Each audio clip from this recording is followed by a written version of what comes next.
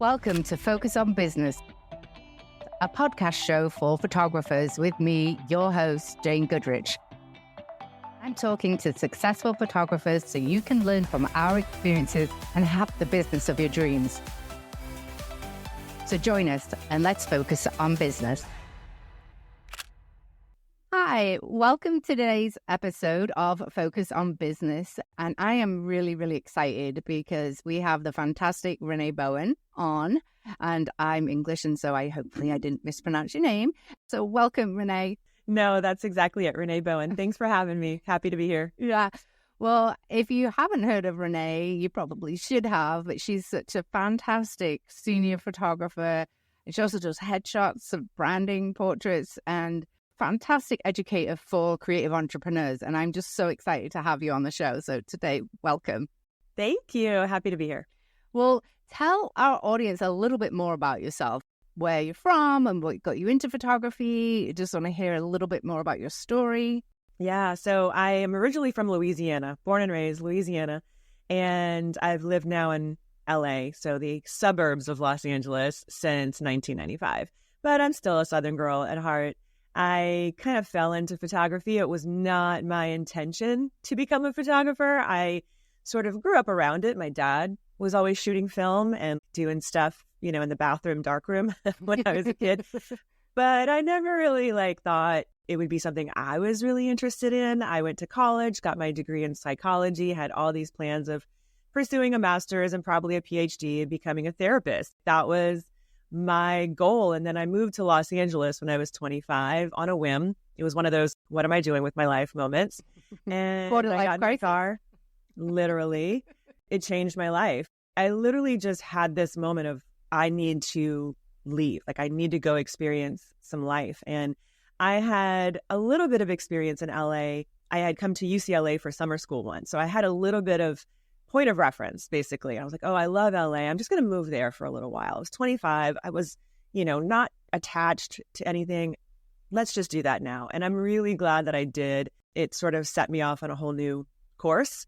I ended up coming here, meeting my now husband, who I'm still with. We have 3 grown children. And it was through those courses of events that I sort of fell into photography. We started having kids, and my father-in-law gave me my first actual digital camera, because I had film cameras. I had always had a camera. I was always that person taking pictures of all my friends and all the things, even if it was just a disposable camera. I always had it. I started taking pictures of my kids. That's kind of how I just started. My older son, who is now 25, has autism, and he didn't speak until he's almost 5. So I always had a camera in his face, and I was always just like, what's going on there? And so he became my muse, basically. People started asking me, well, you're kind of good at this. How do you know how to do this? And I was like, I don't know. I just do. And so then I started taking headshots because my husband's an actor. So that was a dream for him, having a photographer basically in his back pocket to take photos at any time. Started taking pictures of his friends. And then within 3 years of just dabbling with it part-time, a new mom, because I had 3 kids under the age of 2. I had twins. So I was kind of in the trenches.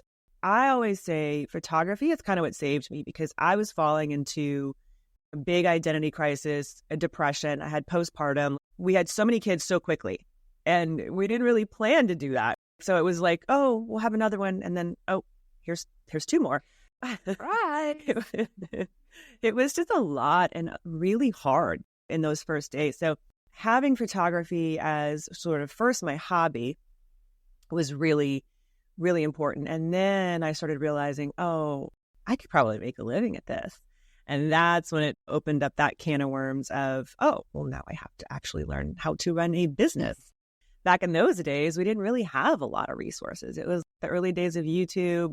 You couldn't really find anybody to mentor you. I even would reach out to people and they would just shut me down. No, I'm not going to tell you my secrets. Right. So yeah, that's kind of one of the reasons why I do what I do now, because it was so hard for me to find that. When was that back? Your kids are grown now. So 2005, 2006, I was really just getting my feet wet in the business. And then 2007, 2008 is when I decided I want to be a senior photographer, because no one was doing that where I lived. Like, no one. I had seen some people doing that in the Midwest, and obviously I'm from the South, so that's kind of a thing down there too. But no one was doing these experience sessions where you take your client out and do hair and makeup, and it was very much not a thing here. And I live in Southern California, so I was like, this is ridiculous. We have perfect year-round weather. We have these gorgeous locations. Why not? Why? So I kind of started it. Yeah. Yeah, that's interesting, because in my area, I'm just outside of New York, and it's not a thing. It's really not a thing. I got my photographer friends together, but we were trying, all posting senior photography. We're all trying to send the email blast and post, like, look, let's gather those images that we have. Let's do some model. It didn't take off. And you'd think, because all these local area photographers, and talk to someone, and you mean like the yearbook photos? No, it's senior. And I love that age. Maybe I didn't do it right how you did it, so I failed our area. But it's coming, but it may be a lot slower. But yeah. Yeah, no. I have coached people in your neck of the woods, in New York, New Jersey, East Coast. It's there. And that's why I tell them, I just finished up a coaching program with this couple from New Hampshire. They are so primed to absolutely kill it. And I always say, if it's not a thing, it's a great opportunity for you to make it, because you're going to stand out, but you gotta be different.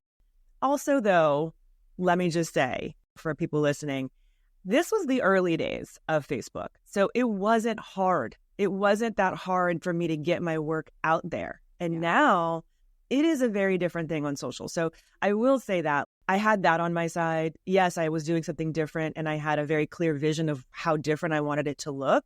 No one was really doing lifestyle portraits of high school seniors. No one. I took girls out to a cafe and shot them at a cafe, and it looked like they were in a magazine. And so that's why it was different. You have to kind of be different. But yeah, I did have social media on my side. That's interesting. So for anyone's listening to this and no one does senior portraits in my area, I highly recommend reaching out to Renee, because it would probably save us a lot of time. So, but yeah, definitely reach out to you. But you're similar to me. I mean, I started part-time, 2009, a little bit before. I mean, I've always had a camera in my hand too, but my older sister actually also was a photographer, and the darkroom bathroom was funny. She actually had a dark room, but she used the bath to process, and it was like a Victorian bath, and it had this original enamel on it. My mother went crazy because it got ruined, and maybe all those chemicals in the bath. I'm just thinking about it now. There wasn't enough information, so you kind of had to go kind of old school of like, I'm going to search how to start a business. But now there's also a little bit too much information. So you have to make sure that you're finding someone that's been in business for 20 years, 10 years at least, that has gone through the seasons of a recession, gone through seasons of different social medias coming and going, and how to have a sustainable business. That's always my advice, because people are like, well, you started when it wasn't. I was like, but it was almost harder, but almost easier. Yeah. In different ways. Now there's great information on YouTube, but there's also a lot of bad information on YouTube. So figuring it out is harder for newer photographers. Yeah. We always have our own journeys. But if you were to travel back in time and tell yourself something, tap on the shoulder, okay, do this instead of that, would there be something specific that you would tell yourself? Well, probably a lot. I definitely did wait too long to outsource. I will say that. So that's one of the big things that I'm a big proponent of. It's like, what do you not love to do and what's taking all your time? Okay, you're going to need to give that away. But you also need to be profitable to do that. Raising prices higher. I'm just like everybody, probably in this space, lots of creatives, photographers, we have this worth issue when we start having to like, I have to make money at this. Okay, well, that means you actually have to not just know your numbers. That's definitely important, like knowing the business parts of it, but also having that, it's not just confidence. That's part of it, but being able to look at the reasons why you might be having these money issues, because we all have them. And that's one of the reasons that propelled me later on to get certified in life coaching. I mean, I was always, I already had a degree in psychology. So I always say that that's sort of my first love. I always wanted to work with people. And even as a photographer, I always felt like it was a people job more than anything else. Completely a people job. Yeah. Yeah. So you got to be good with people if you're a portrait photographer, and especially working with teenagers. Okay, teenagers and their moms, like I could write a book, and I literally think I might actually, because there are so many stories and things that over the years I've loved and also that have made me really sad. But it's very interesting to me to be an observer of that human connection. And I feel like, working with teenagers, we have to be really connected to them. We have to exude the confidence so that they mirror it back to us.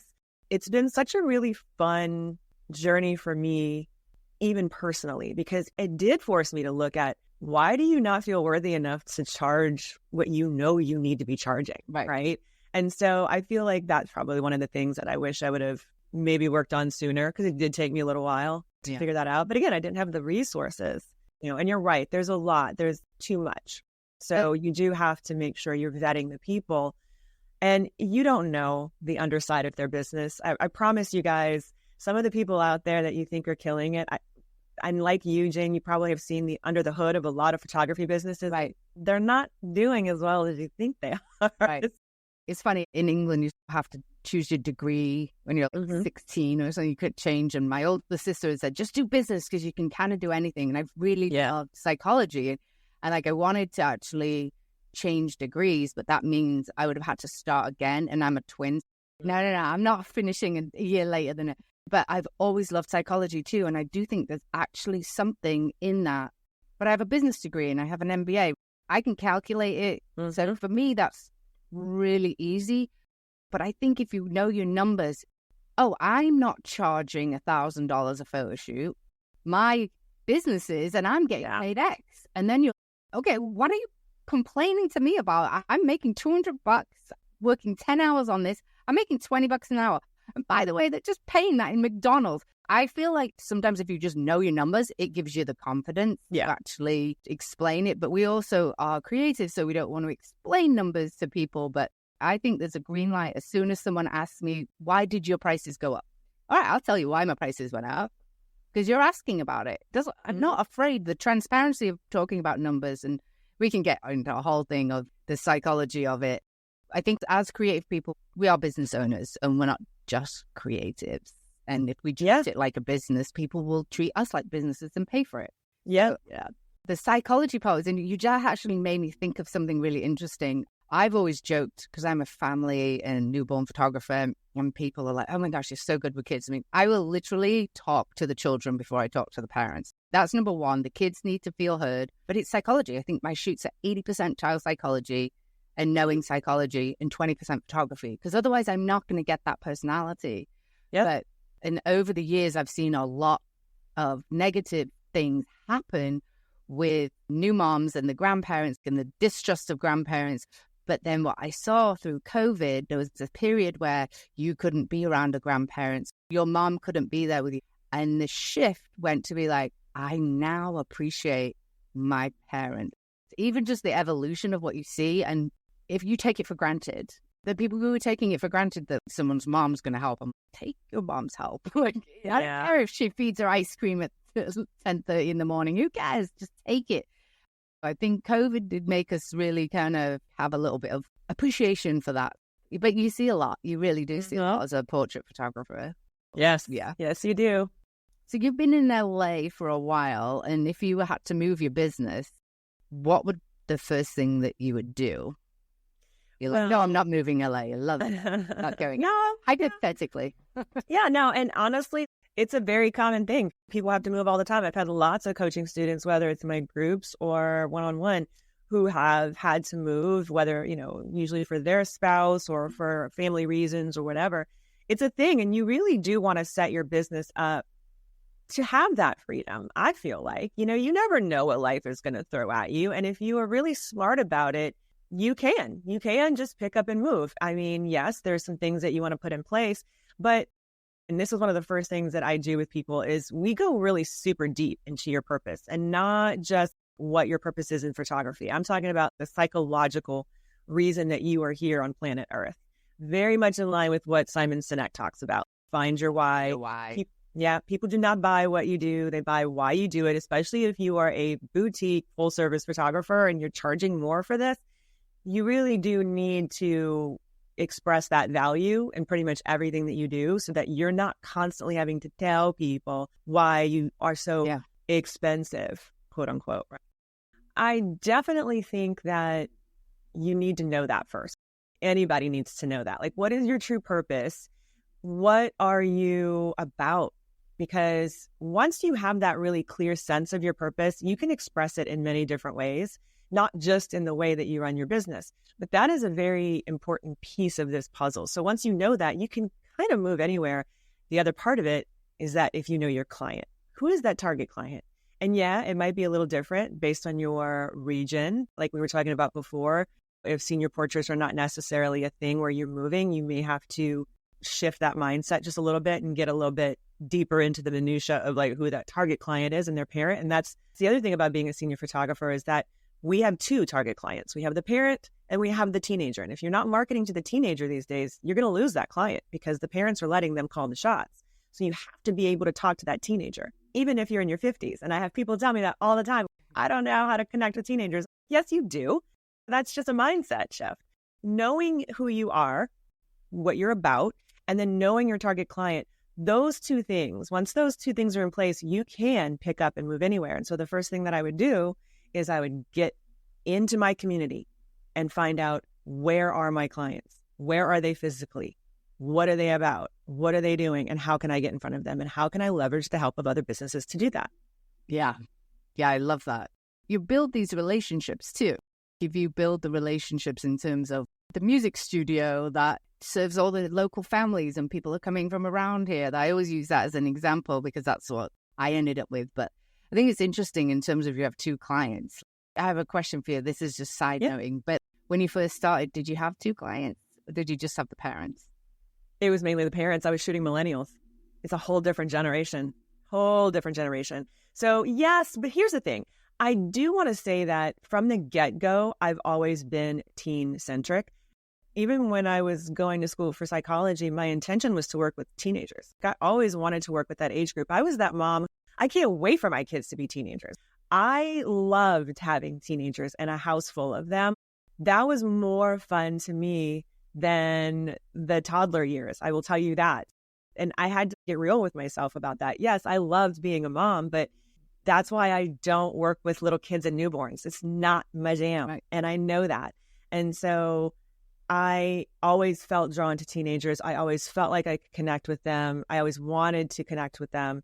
Even in the very beginning of my business, when I was marketing to the parents to do this for their kid, I still was very focused on that teen client and really trying to find out what they wanted. And I think that's probably one of the other reasons why my business sort of took off so quickly, because pair that with the social media, I was able to give them what they wanted, basically. Yeah. And very much, and especially now, the images that the client, like the parent wants versus what the teenager wants, sometimes are very, very different. We have to be giving them both if we want to make good sales. That's interesting because, well, one, I'm going to come to you and my daughter just turned 9. So I'm going to, all right, maybe life coaching with Renee for teenagers. That's one of my little future dreams. I'm a life coach for photographers, creatives, and I love it. But there is a part of me that really wants to work with teenagers in that way. Maybe life coach for photographers with teenage kids. Oh, yeah. Yes. There's a lot of us. But yeah, it's funny because I actually find I love photographing newborns. I found the baby stage so boring.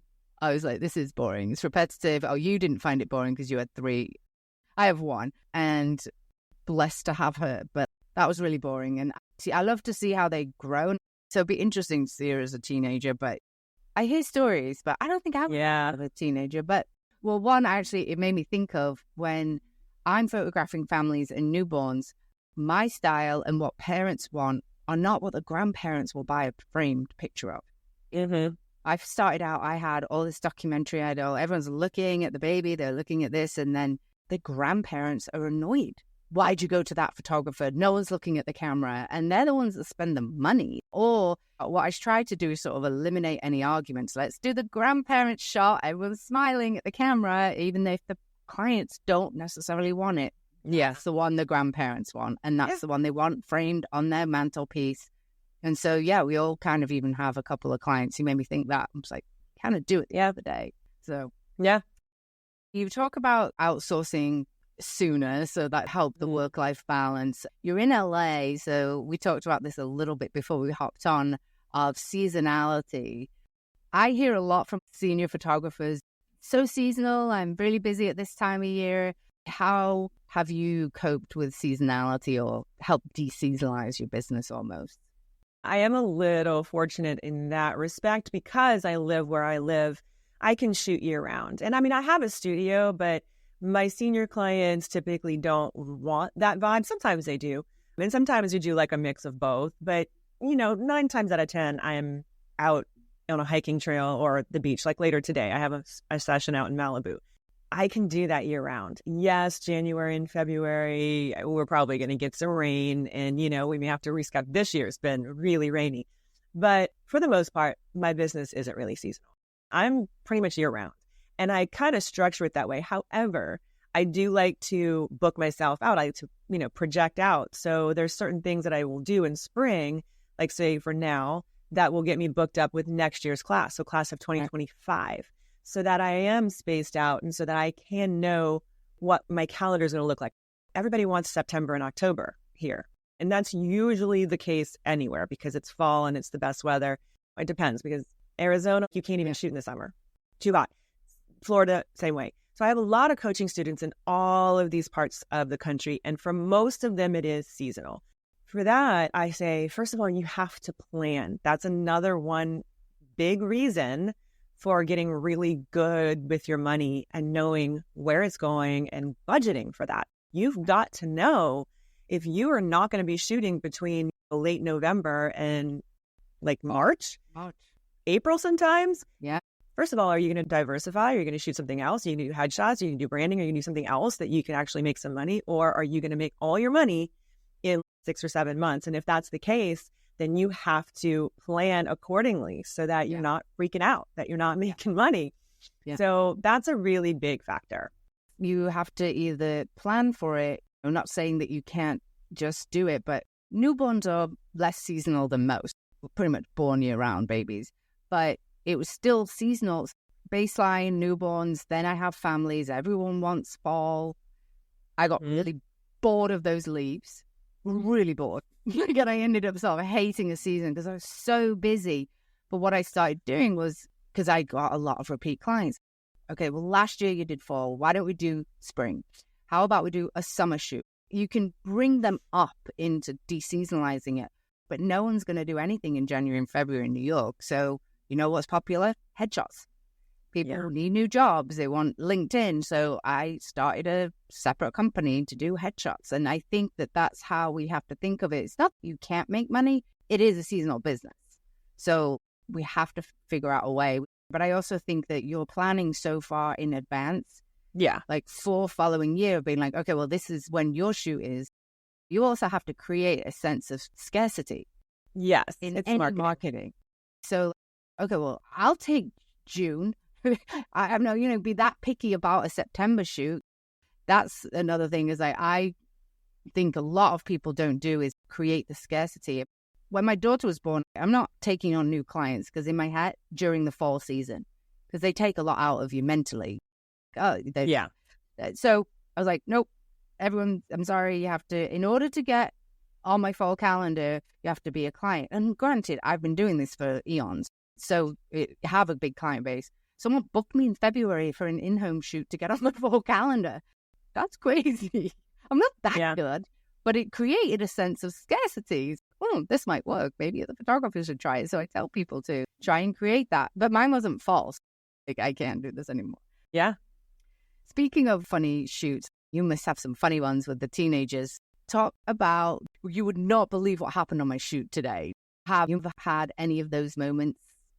Yeah, I mean, I've had a bunch. As much as you plan for, sometimes, especially when you're out of location, you can't really plan for everything. You can try. And, I'm really big on prepping my clients, especially the teenagers. The moms really have to also be on board because, the teenager's not going to remember to bring all the things. But I have a lot of like prep.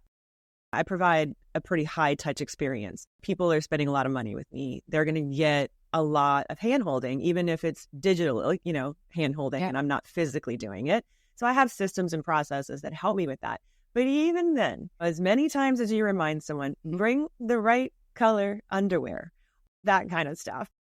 You've got hot pink undies under a white dress, babes, that's not going to work.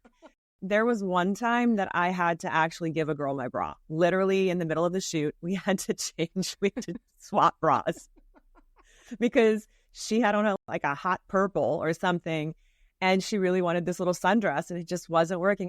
You need a nude bra, which I had on, and I was like, okay, we're just going to trade. Thank God it worked. But I've been working with the same makeup artist for about 14 years, and she was just dying laughing. She's like, oh my God, that takes the cake. She's like, I've seen some crazy stuff, but that was the funniest. That was, yeah, for sure. Yeah, no. And then you're like, should I just invest in some nude bras? Yes. People. Yeah. So I always have little stickies in my car for girls, and I try and have some stuff. But after that, I was like, oh, okay, I am going to actually have nude bras in 3 different sizes in my little bag that stays in my car. And now I have them. And socks and even extra underwear. I'm not even joking. I've had to do that because over the years you learn that, oh God, like I didn't even think that this person wouldn't have that. I added to my little arsenal. You always end up with it one shoot. Oh, why didn't I do that? And so I had a new mom, and she was exhausted. She had 3 kids, and everyone else is dressed gorgeous, and she isn't. She's dressed in this T-shirt that's too big for her. You don't feel great right after you've given birth. Nothing fits. No. Luckily, I had a nicer version. Can you just wear this? Because it was shiny T-shirt that she had on. And so then I actually just got a few different plain white tops. And even I had a dad that showed up in it. It's funny. I photographed him for the years, but this is the 4th kid. And he's just, come on, dude, why are you wearing a hoodie? And why are you wearing a shiny hoodie? Everyone else is in white. Everyone looks gorgeous. But I had a white long sleeve T-shirt that he just put on. I was like, here you go. But you learn over the years, right, to have. Yeah, you do. But you wouldn't think that you'd need an extra bra. Right. I know. Anyway, if someone was to start out thinking, hey, I want to be a photographer, what would be the first thing that you would tell them to do? Well, I would definitely tell them, dig into that purpose work that I'm talking about, like really finding your why. In addition to understanding your business, realize now that if you are wanting to become a photographer, that means you're going to be charging for your services. So realize now that you're in sales. Just accept the fact that you're in sales and get really good at sales because you are selling something. A lot of people just really don't like the word sales. There's a lot of negative connotation about it, but you have to find out what that means for you and realize that people are coming to you for a service that you're doing. There's so many photographers that I coach and I see out in the world in various groups who they feel very guilty for charging people. They came to you for this service. They sought you out. They actually said, hey, I want to pay you for this. Oh, but I feel so guilty charging them. I'm sorry. No, that's why I include so much mindset work in what I do. I can teach you exactly what to do. I can give you the whole blueprint and do A to Z, all the things, the templates, everything. And I do that in my educational vault that I give people when they sign up for coaching with me. But it will not matter if you are still swimming in this uncertainty in your head and imposter syndrome and all of those limiting beliefs. You've got to work on that stuff if you want to be successful at anything and if you want to have a happy life. Right. Really, I feel like those things are triggers. Like if you are drawn to this business and it is bringing up all of this stuff of, oh my God, now I have to sell. Oh my God. No. Well, first of all, I really believe that you were drawn to this for a reason. I really am a big believer in that. So that's a fantastic opportunity for you to lean into that and go, I wonder what's in there for me to learn. Because obviously your higher self wants you to learn this. And the sooner you do, the happier you're going to be. The happier you are, the better business you're going to run because it's a reflection of what's going on in your head. Yeah, 100%. I like to think of like, okay, well, say you're working 9 to 5. Would you say to your boss, oh, please don't pay me? Right. Oh, no, don't pay me. It's a completely different thing. I love the fact that you do so much mindset work, because I think also with us, we tend to have like, our name is it? You know, we're so close to it. Like Jane Goodrich Photography. It's just us. Okay. It's us. Take Jane Goodrich Photography as a business is charging, not Jane Goodrich. Because Jane Goodrich business has a lot of costs, and she's paying Jane Goodrich to photograph. And also I say, look, if you got sick and you had to pay somebody to do what you do, you know, what would it take to do, you know, do your accounting, to do this, to do that, to do that? It clicks on many levels. People have to do a lot of the work. I'm very data-driven, numbers-driven, and that clicks for me. But other people, it's, yeah, I get what you're saying, Jane, but it's still not working. Sometimes one of my favorite things was I was talking to someone and she had the daughter on her hand, like, you know, she was like a toddler. I said, okay, well, just tell her she just doesn't have to charge anything for her business when she starts it. And she went, mad. I was like, no, you're just teaching her. You're just teaching her it's okay to not charge and not to feel worth it. And then, honestly, that motivated her more than anything. Like that night, she raised the prices. It's just like slightly mindset. What am I teaching my child? Oh, my daughter. So absolutely, there's so much stuff going on in people's heads, but you need to charge. You're giving a service. You need to make money. And it's so hard for some people because they're super, super stuck in the programming. And we're all programmed against our will as kids. That was our job, was to just learn. And then, unfortunately, some things got in there into our unconscious mind. And most people, the unconscious mind is running the show 90% of the time. 90%. That is a statistic. Yeah. That's your programming, running the show. Okay, do you want to really live the rest of your life like that? Do you really want to just be a victim, basically, to all of that stuff that's probably not even yours? You just picked it up along the way and it got stuck in there. And your unconscious mind, its only job is just to keep you safe. That's it. It's just trying to keep you safe and alive. And so if you just look at it like that and realize that, oh, I can make a different choice and I can actually rewire this. People think it takes forever, but honestly, I've seen people make changes like you just said, like that night she changed the prices. It can click so fast for some people, but you have to figure out what's going to work for you and then do it. I think the doing it part is really hard. So I'll give everybody a bit of a break. I see it a lot more with female entrepreneurs than men. You know, after 3 months, men are charging profitable rates. It takes 3 years. Why is that? It's because programming. 1979, you still needed a dad or a husband to buy a mortgage. So, like, there is programming out there that we've had to deal with. But you know what? It's 2024. Let go of it. And money isn't evil. And it's okay to talk about it. Yeah. You're okay. You deserve to make money and pay the bills. That's what. Absolutely. But, oh my gosh, this has been amazing. And I probably need more life coaching with you because, you know, we all still have our money issues. I always have a coach, honestly. It's just self-awareness. Amazing. We're going to put it in the show notes, but wrap up and just tell us how we can find you. And I love you talking about your coaching and what different programs you offer. Yeah. Because it's been amazing to chat with you. Thank you. I'm basically Renee Bowen across the board. Website, Instagram, on TikTok, Renee_Bowen.